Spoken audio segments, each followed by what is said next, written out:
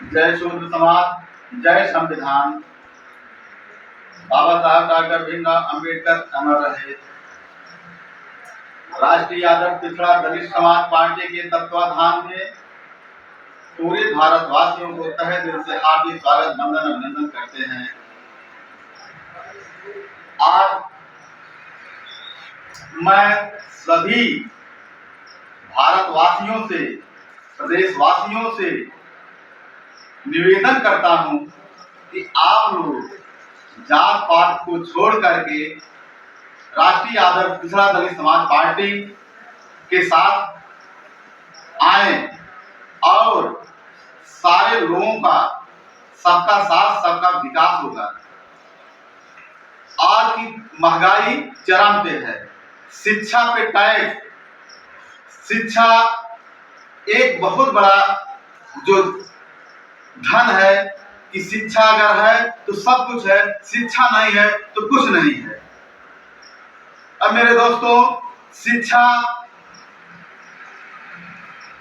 के लिए निःशुल्क होना चाहिए। शिक्षा नौकरी नहीं है, शिक्षा नौकरी नहीं है। शिक्षा केवल शिक्षा एक नौकरी का रास्ता बना सकता है, लेकिन शिक्षा नौकरी नहीं हो सकता। इसलिए शिक्षा निःशुल्क होनी चाहिए। कक्षा 1 से लेके स्नातक तक शिक्षा निःशुल्क होना चाहिए। इसमें तकनीकी शिक्षा जैसे MBBS की डिग्री, इंजीनियरिंग की डिग्री, जितनी डिग्रियां हैं शिक्षा में, ये निःशुल्क होना चाहिए। B.Ed की, B.Ped की, B.Pharma की, D.Pharma, जितनी शिक्षा है सब निःशुल्क होना चाहिए।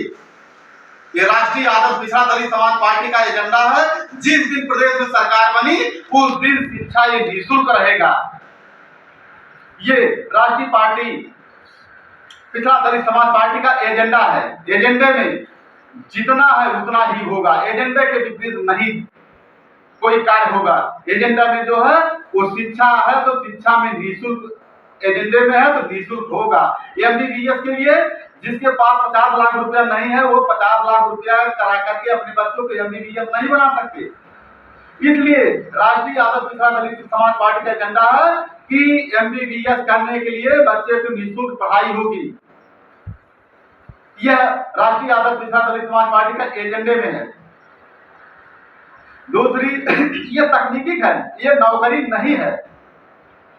इसी पे राष्ट्रीय पार्टी, राष्ट्रीय यादव पिछड़ा दलित समाज पार्टी इस एजेंडे को लेकर के इस लक्ष्य के लिए लड़ाई लड़ेगी। जिस दिन प्रदेश में सरकार बन जाएगा उसी दिन सरकार बनेगा तो पहला शिक्षा लागू होगा, निःशुल्क होगा।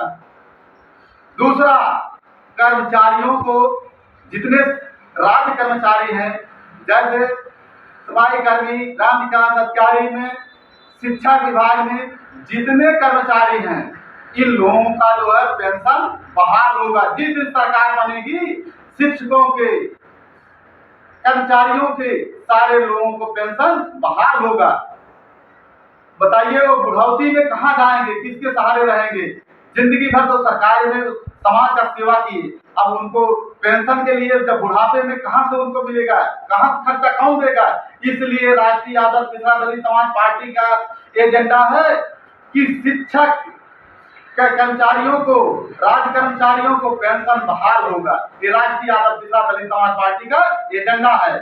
इस एजेंडे से चल करके पूरा कार्रवाई किया जाएगा। जिस दिन सरकार बनी प्रदेश में उसी दिन ये तुरंत पेंशन बहाल होगा और ये लागू होगा। ये राष्ट्रीय यादव पिछड़ा दलित समाज पार्टी का एजेंडा है। एजेंडे के साथ सभी कार्य होंगे।